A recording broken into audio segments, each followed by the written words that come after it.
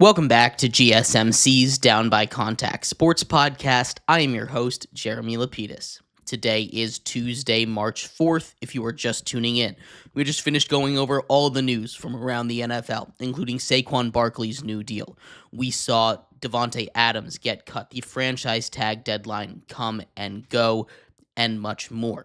In this segment, we turn our attention to the draft, the next major piece of the next major event on the calendar in the NFL offseason is the NFL draft. We're going to talk about mock draft 3.0 post-combine coming up in just a second. But before we do, remember, if you would like to be an even bigger part of the show than you already are, all you need to do is go to gsmcpodcast.net. Or if you're on YouTube, you can use that super chat feature.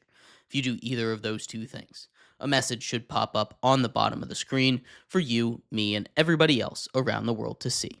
If you do have a burning question about sports, anything at all that you would like to ask, go ahead and throw that in the comments. Throw it in the chat. I will get to it as soon as I possibly can. I appreciate everybody so much for sticking around, talking some sports for me here on a beautiful Tuesday, March 4th.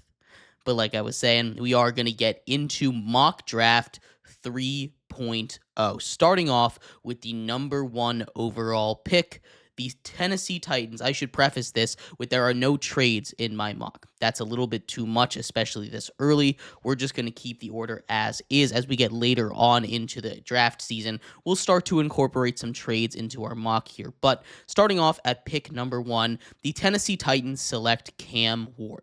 There's lots of buzz around this number one overall pick, and with good reason. This is not a quarterback that is a must-grab prospect, and the Titans have a lot of holes. They could grab the best offensive lineman available. That would do them wonders. They could grab the best pass rusher available. That would do them wonders. There are a lot of big names out there that would help this Tennessee Titans squad, but at the end of the day, when you have the number one overall pick, you have to take the quarterback. This is not an option where you can run with Will Levis for another year.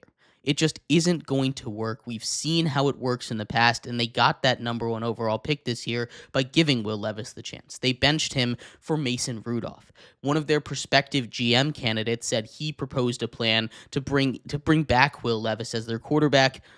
He didn't get the job. I wonder why, right? I think this is just they're done with him. Whether that be they bring in a guy like an Aaron Rodgers, I still think Cam Ward, as it stands right now, is by far and away the best quarterback and is the pick you have to take at number one. At number two, we have Penn State edge rusher Abdul Carter.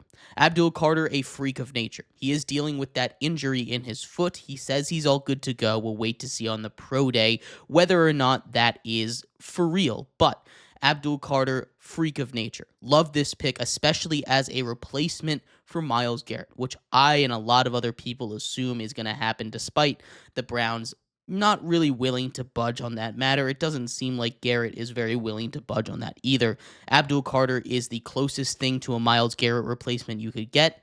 No one is replacing Myles Garrett, but it's as close as you can right now, and I think you got to do that when you have the opportunity to. And number three, this is the first real shakeup from our mock draft 2.0. I have the New York Giants taking Travis Hunter, the wide receiver cornerback out of Colorado. Now, a lot of connection has been made between the Giants and Shedeur Sanders. But since the combine, some buzz has been going on about him slipping in the draft. If you go and look at all the mock drafts that came out post-combine, he fell as far as 21, I saw, to the Steelers. Some people didn't even have him in the first round. Shedeur Sanders, I think, is a quarterback that needs to be developed properly. Travis Hunter is someone that I think is tough to pass up if you're a New York Giants team that's looking to go out and build the best team possible. They need corner. They need wide receiver. Why not just address both with that number 3 overall pick? And I think they'll go out and get a veteran quarterback, whether that be Aaron Rodgers or Jameis Winston. You grab a guy like that, and then you go and get a Jackson Dart in the second round. That's someone that I think would be really good for the Giants here to sit behind for a year, but I do really love Travis Hunter at number 3. Number 4, they have the Patriots taking Tetroa McMillan, T-Mac out of Arizona, the top wide receiver in this class. He is what I think is the clear and away guy that is most likely to succeed if you're giving out high school awards, right? Not necessarily making him the best prospect in the draft, but he's the guy that if I had to pick someone today, the safest prospect in the draft, it would be T-Mac. He's someone that has the length, the size, the speed, and he did it at Arizona in triple coverage and double coverage and quadruple coverage. He just dominated. T-Mac is someone that I think is a surefire success in the NFL, and the Patriots desperately need some weapons for Drake May. You address that offensive line later. Give me T-Mac right now. At number 5, I think the Jaguars select who, in my opinion, is the best prospect in this draft, Mason Graham. Mason Graham, an absolute monster on the inside, especially against the run. You've got some solid pass rushers on defense. You've got Josh Hines Allen off the edge, Trayvon Walker off the edge. You don't really need another edge rusher, but a great nose tackle, a guy that can step in and stop anybody in that A gap, in that B gap. Mason Graham is that guy. He is a perfect fit in Jacksonville. I love, love, love this selection. I think he is going to be the home run hitter if this was the draft that went through. This is a must get for the Jacksonville Jaguars. And number 6, the Raiders get their guy, right? Someone that the Raiders seemingly were interested from the middle of the season, Shedeur Sanders. Sanders is not a guy that I think falls out of the top 10. I think if the Giants pass on him, the Raiders are not going to overlook him. The Raiders have had eyes for Shedeur Sanders for a very long time, and I just can't see a world where if he's available at number 6, they don't swoop up and pick him. At number 7, I have the Jets taking cornerback out of Texas, Jahdae Barron. He's my CB1. I love what he's able to do in pass coverage. The Jets are most likely going to lose DJ Reed. They need to get a quarterback. They need to address that. But with this spot in the draft, there just isn't a quarterback available for them to get. Hopefully they deal with that in free agency or they get that in the later rounds of the draft. But they do need a corner. They need to retool that defense. And I love Jahdae Barron for them at number 7. At number 8, the Panthers really just need the best available defender, and for my money, that's Will Johnson. I think there's a couple of really good corners here at the top of the draft. Will Johnson out of Michigan. Long is someone that I think is going to do wonders for them in the pass game. They were one of the worst teams in the league last year against the pass. They're going to get Derek Brown back, so as much as the run was an issue for them last year, getting that big guy in the middle is immediately going to do wonders. I think addressing the pass defense first, especially with a lot of the other big run defenders, not really worth a top 10 pick, in my opinion. Will Johnson is someone that I think is the best defender on the board right now. At number 9, I have the Saints taking James Pierce Jr. out of Tennessee. A bit of a weird one. He measured weird at the combine, but he still showed up, had a pretty good 40 time, was pretty fast and athletic, and had burst. He also has been productive at Tennessee. He's been really good. He was a guy that was mocked to be potentially the number 1 overall pick in the way too early mock drafts. The Saints, another team like the Panthers, who just kind of need best available, especially with their cap space. Getting an edge rusher like James Pierce Jr. should be really good for them. And at number 9, he's someone that I can't really pass up. At number 10, the Bears. Offensive line. What did we say? Offensive line, offensive line, offensive line. They get the best one in the class fall right into their lap. Will Campbell out of LSU. This is a massive get for them. This is what the Bears wish would happen draft day. If Will Campbell finds a way to fall to them, they will be elated, over the moon. It will make the rest of their offseason so much easier. I've seen a lot of the guys mock Ashton Genty to the Bears. It doesn't matter that Ben Johnson was on a team that drafted Jahmyr Gibbs this early in the draft before. As good as Ashton Genty is, this is not a team that you throw Jahmyr Gibbs onto and he's going to immediately change the way that it works. The reason Jahmyr Gibbs was so successful was because the offensive line of the Lions was already set. They need to figure out the offensive line first, and then you can go get a running back in a very deep running back class. You can get a really good one in the second round. Do not pass up on the round 1 offensive lineman if you are the Bears. At number 11, the San Francisco 49ers select Mike Green, edge rusher out of Marshall. Mike Green, I love his production. Mike Green is 17 sacks last season. He's a guy that, yes, played in the Sun Belt, but still is really fast, really athletic, and is putting up numbers. He is going to be great opposite of Nick Bosa. They just need someone that can apply pressure so Bosa doesn't get all those double teams, someone that can be dangerous off the edge, and Mike Green is exactly what the doctor ordered for the San Francisco 49ers. At number 12, we're going with Ashton Jeanty, the Dallas Cowboys on the clock. Ashton Jeanty, the best running back in this class, runner-up in Heisman voting this year. He's going to be a difference maker for the Cowboys. They desperately need a run game. Getting Ashton Jeanty in there is the first step to help fix this Cowboys team from what was a disastrous season last year. 13, the Miami Dolphins draft their tackle Armand Membou out of Memphis. Armand Membou is a big boy. He tested really well at the combine too. He looked strong, he looked fast, he looked athletic, and that's exactly what the Dolphins need. They need someone that can help protect Tua on his blind side. Putting him over there is going to be massive for the Dolphins. Membou at 13. At 14, offense once again. Tyler Warren off the board to the Colts. Tyler Warren is a gadget guy. I think he's going to do wonders over there out of Penn State. They desperately need a tight end. He's athletic. He's a guy that can make contested catches, and Tyler Warren, I think, is going to fit really good. A big target for Anthony Richardson, assuming he keeps his job. Tyler Warren at number 14. 15, Shamar Stewart, the freak of the combine, the guy that broke all of the measurements, the third best performance in the combine ever by an edge rusher. Shamar Stewart is a freak of nature. He's someone that the Falcons would love to get. It's going to be great if they follow him. The Falcons desperately need a guy that can put pressure on the passer, and he's someone that I think fits that bill perfectly. At 16, another edge rusher, another guy that tested amazingly at the combine, Donovan Ezeraku out of Boston College. He had pretty good numbers out of the combine. That's a big jump up for him at 16. Maybe it's a little bit high, but I just love the way that he plays the game. I love the way that he's able to get pressure, and they need someone that's going to come in and just attack the quarterback. 17, we have Malachi Starks. They need a safety. Malachi Starks I still mock him to the Bengals. I've seen a lot of guys mock the Bengals for an offensive lineman, but if they don't draft a defender, they're doing something wrong here. Malachi Starks out of Georgia is to the Bengals. At 18, another team that I don't think should go anywhere else but offensive line, Kelvin Banks Jr. He is a massive man, and the fact that he's fallen this far to 18 is kind of a little bit of an insult to him. He's a very good tackle, number 3 tackle on the board for me, but the fact that he went all the way down at 18 is just because there were a lot of other guys that did not take tackles in the top 10.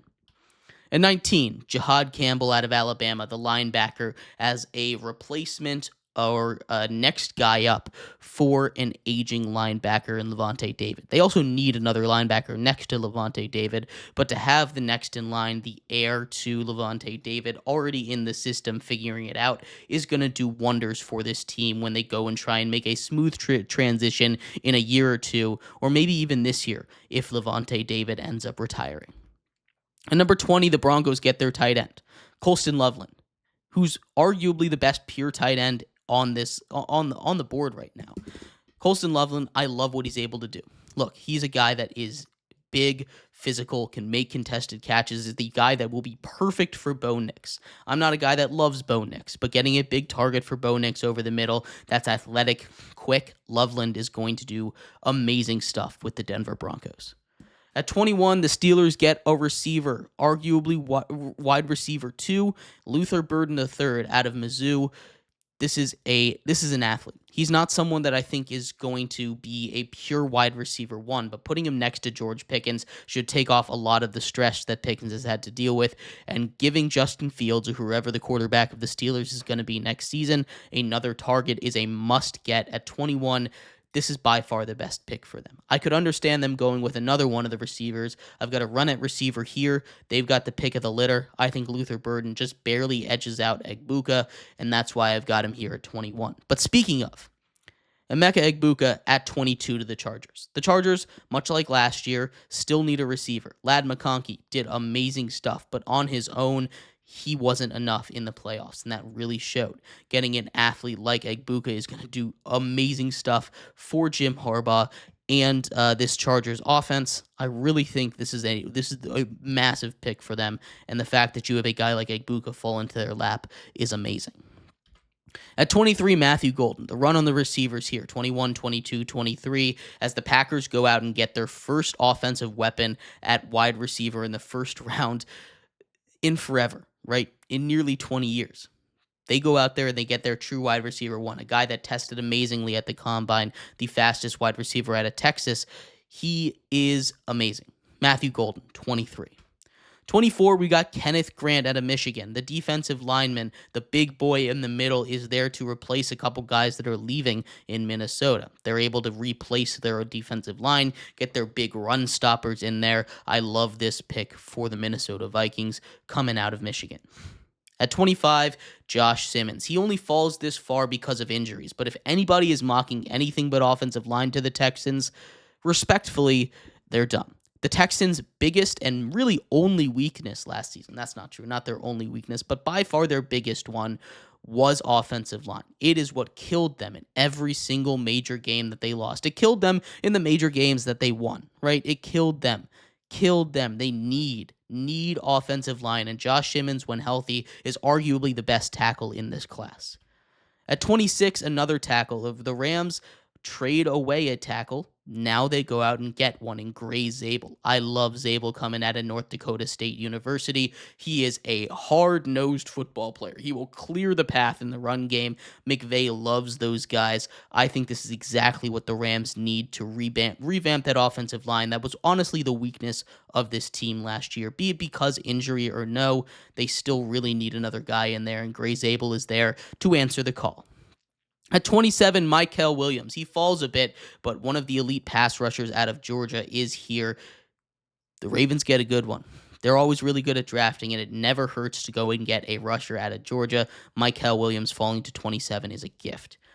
Likewise, Jalen Walker falling to 28 for the Lions is a gift as well. Jalen Walker is going to fit that hole at either linebacker or edge. Put him at outside linebacker as a guy that likes to rush the passer mostly. He should do wonders. Jalen Walker is a guy that's going to be amazing in the NFL. You can never go wrong drafting guys in the front seven from Georgia, really. At 29, this is where our run on defensive tackles goes a little bit. Darius Alexander out of Toledo goes to the Commanders. If there's one thing the Commanders need to address the most, it's their run defense. There's a lot of other holes on that defense, but getting the best, arguably the best run defender still available in the draft in Darius Alexander out of Toledo is the right answer. Darius Alexander is a big boy you can use to plug up the middle next to Johnny Newton, who they drafted last year. That's going to be a formidable duo up the middle if they get their playing time right. I love this pick for the Commanders. At 30, Derek Harmon, another guy coming in. Another guy that the Bills need just to plug up the middle. It was a toss-up between Alexander and Harmon for the Commanders at 29. I think the Bills draft whichever one they don't take there coming up. They both desperately need a guy to plug up the middle. At 31, the biggest weakness for the Chiefs, outside on the offensive line, the tackle. So the best tackle left in this draft, Josh Connerly Jr., goes here at 31. The Chiefs, again, they need to address that revolving door at left tackle. They go out and they get Josh Connerly Jr. in the first round. It should immediately help them get back to the Super Bowl for the fourth straight season. And at 32, the Philadelphia Eagles addressed the cornerback position. After they cut both James Bradbury and Darius Slay today, they get the best corner available in Siobhan Ravel. I've seen a lot of guys mock the corner out of Kentucky.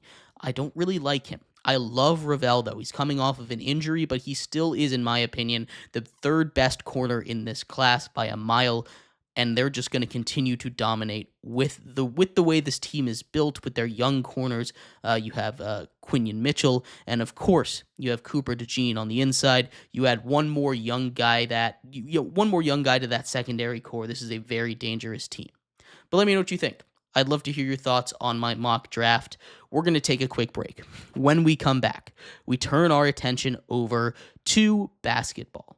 The Mavericks have not had the greatest season. In fact, I would call it a disastrous season. one that might be one of the worst in NBA history after coming off of finals. We'll talk about that, what's going on with them after Kyrie Irving tears his ACL last night, and much more coming up next here on GSMC's Down by Contact Sports Podcast.